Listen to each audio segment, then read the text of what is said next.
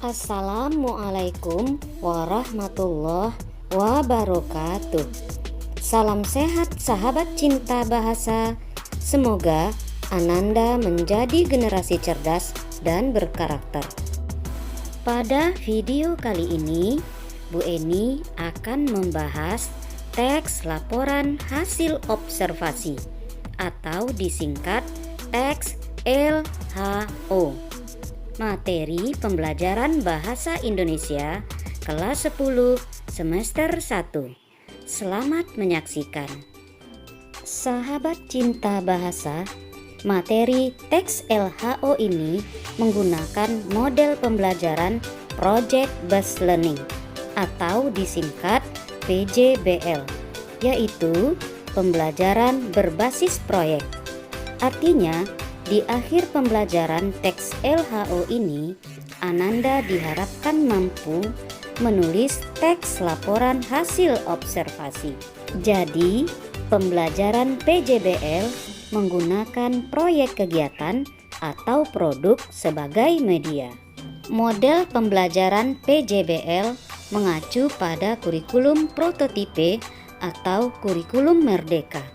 Pada kurikulum prototipe, pembelajaran dirancang berbasis proyek untuk pengembangan soft skill dan karakter iman, takwa, dan akhlak mulia, gotong royong, kebinekaan global, kemandirian, nalar kritis, dan kreativitas. Jadi, 20-30% PBM digunakan untuk pengembangan karakter profil Pancasila melalui PBM berbasis proyek. Nah, sekarang Ananda sudah mulai paham ya tentang kurikulum prototipe. Sebelum kita mulai ke materi, Bu Eni akan mengajukan beberapa pertanyaan. 1. Pernahkah Ananda membaca teks laporan hasil observasi? 2. Apa yang Ananda ketahui tentang teks laporan hasil observasi? 3. Pernahkah Ananda melakukan observasi terhadap kehidupan di sekitarmu? Ananda tentu pernah mengamati objek-objek yang ada di sekitar Ananda. Objek tersebut dapat berupa objek hidup maupun objek mati, objek kegiatan atau peristiwa. Ananda dapat mengambil contoh video sekumpulan ayam ini. Cobalah Ananda amati video tersebut. Dapatkah Ananda merinci dan melaporkan pengamatan Ananda melalui video tersebut? Ananda dapat melaporkan pengamatan tersebut ke dalam bentuk tulisan. Salah satunya teks laporan hasil observasi. Melalui teks laporan hasil observasi, orang lain dapat membaca hasil pengamatan Ananda. Dengan demikian, Ananda dapat memberikan wawasan atau ilmu baru kepada pembaca. Itulah salah satu tujuan menulis teks laporan hasil observasi. Ananda yang baru masuk di kelas 10, Bu Eni ucapkan selamat ya. Ananda berarti sekarang sudah makin dewasa loh. Di kelas sebelumnya, Ananda telah mempelajari teks LHO ini bukan? Di kelas 10 ini, Ananda akan mempelajarinya kembali dengan pendalaman materi. Nah, siapa ya yang masih mengingat apa itu teks LHO? Teks laporan hasil observasi atau teks laporan hasil pengamatan atau dalam bahasa Inggris disebut report text berisi penjabaran umum mengenai sesuatu yang didasarkan pada hasil kegiatan observasi.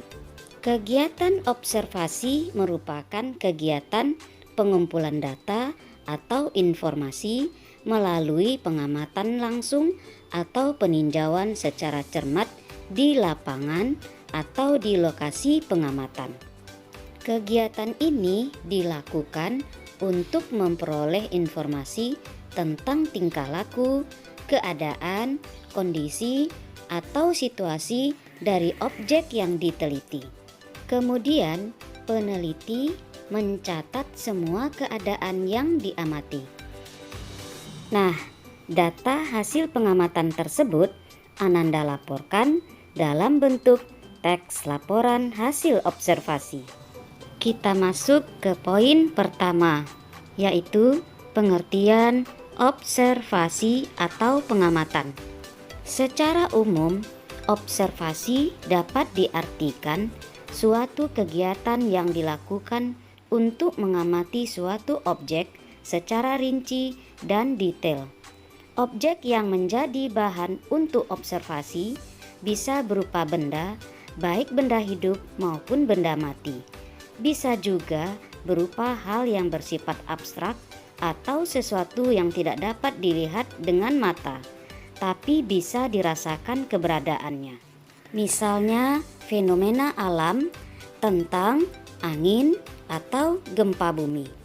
Pengamatan juga bisa dilakukan terhadap perkembangan budaya atau kondisi sosial ekonomi yang terjadi di sekitar kita.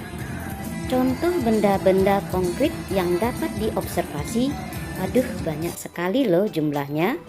Misalnya observasi terhadap manusia, hewan, tumbuhan, transportasi, bangunan, dan banyak lagi contoh yang lain. Untuk memudahkan Ananda menulis teks LHO, maka ketahuilah terlebih dahulu poin kedua, yaitu ciri-ciri teks laporan hasil observasi atau LHO. Ciri pertama bersifat objektif, global, dan universal. Bersifat objektif maksudnya informasi atau data yang diperoleh ditulis sesuai fakta tanpa ada unsur opini. Global maksudnya menyeluruh atau mendunia. Sedangkan universal maksudnya bersifat umum.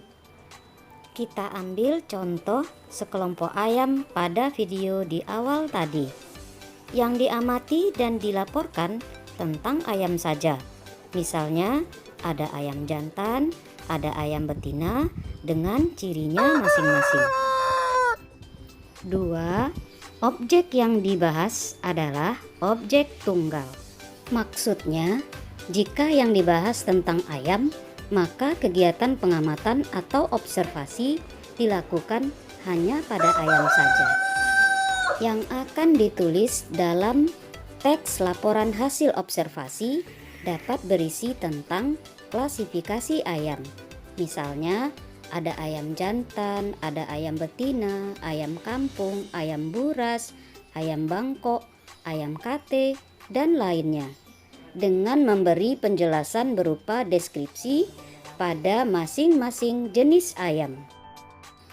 Jadi, bersifat tunggal maksudnya adalah hanya membahas satu topik, yaitu ayam, bukan membicarakan yang lain, misalnya bebek, sapi, atau kambing. 3. Bertujuan menjelaskan dari sudut pandang ilmu pengetahuan.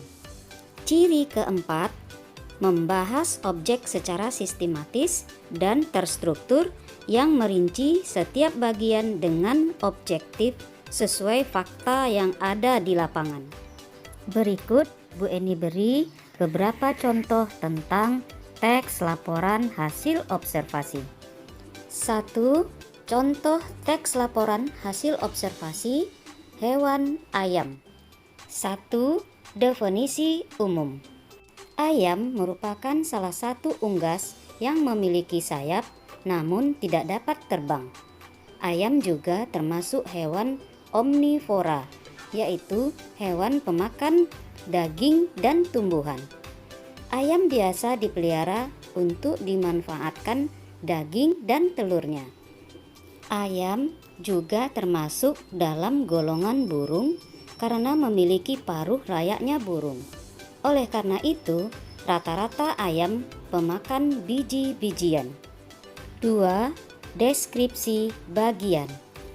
Ayam memiliki jenis yang beragam. Jika dibedakan dari segi produktivitasnya, ayam ada dua kategori, yakni ayam pedaging dan ayam petelur. Ayam pedaging biasanya berbulu putih. Ayam jenis ini terkenal memiliki pertumbuhan yang sangat cepat sehingga banyak dibudidayakan sebagai ayam pedaging. Sedangkan ayam petelur biasanya merupakan silangan antara ayam pedaging dengan ayam kampung. Jenis ayam ini memproduksi telur yang lumayan banyak sehingga dijadikan ayam petelur. Ayam biasanya makan biji-bijian seperti jagung, padi, atau dedak. Ayam dapat hidup di berbagai cuaca. Karena kemampuan beradaptasi yang sangat cepat, ayam dapat hidup hingga 5-10 tahun. Tergantung dari pola makan, lingkungan, hingga kondisi tubuh ayam tersebut. 3. Deskripsi manfaat. Daging dan telur ayam dapat dimakan oleh manusia. Bahkan kakinya pun dapat dijadikan makanan yang sangat enak. Bulunya bisa dijadikan kemoceng atau kerajinan lain. 4. Simpulan. Ayam menjadi penyumbang protein masyarakat Indonesia. Unggas ini sangat mudah untuk dibudidayakan. Perawatan yang tidak terlalu ribet dan makanan yang tidak terlalu sulit untuk dicari membuat masyarakat banyak yang memeliharanya. Contoh kedua, teks laporan hasil observasi sampah. 1. Definisi umum. Sampah merupakan barang atau benda yang dibuang karena tidak terpakai lagi dan biasanya menjadi limbah. Sampah merupakan material sisa yang kurang memiliki nilai ekonomis. Sampah sendiri bisa berasal dari manusia, alam, pertambangan, dan lainnya. Sampah menjadi salah satu masalah serius yang harus diatasi, khususnya di kota-kota besar. Banyak sekali bencana yang ditimbulkan akibat pembuangan sampah sembarangan, misalnya banjir. Berdasarkan sifatnya, sampah dibedakan menjadi dua, yaitu sampah organik dan sampah anorganik. 2. Deskripsi bagian. Sampah organik merupakan jenis sampah yang dapat diuraikan atau mudah membusuk. Sampah organik biasanya berasal dari tumbuh-tumbuhan. Contohnya adalah sisa sayuran, buah-buahan, daun kering, dan lainnya. Sampah anorganik adalah sampah yang terdiri atas unsur yang tidak dapat diproses secara alami. Artinya, sampah anorganik sulit diuraikan atau membutuhkan waktu yang lama untuk menguraikan. Contohnya kaleng, plastik, dan lainnya.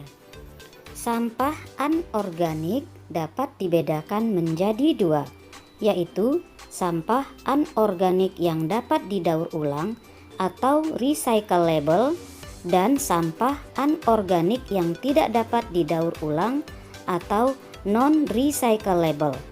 Sampah recyclable contohnya sampah plastik yang tidak terpakai dan bisa menjadi bahan daur ulang untuk menciptakan barang yang memiliki nilai guna dan ekonomis.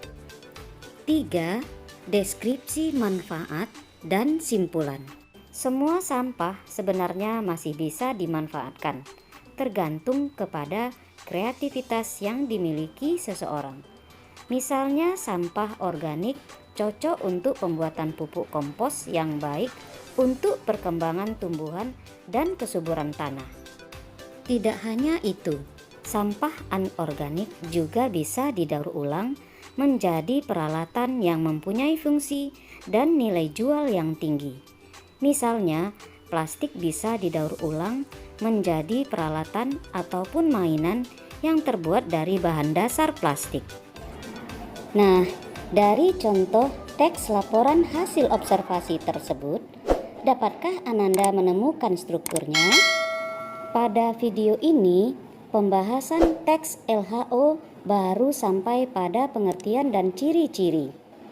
Pembahasan tentang struktur dan kebahasaan teks LHO akan dilanjutkan pada video berikutnya. Terima kasih.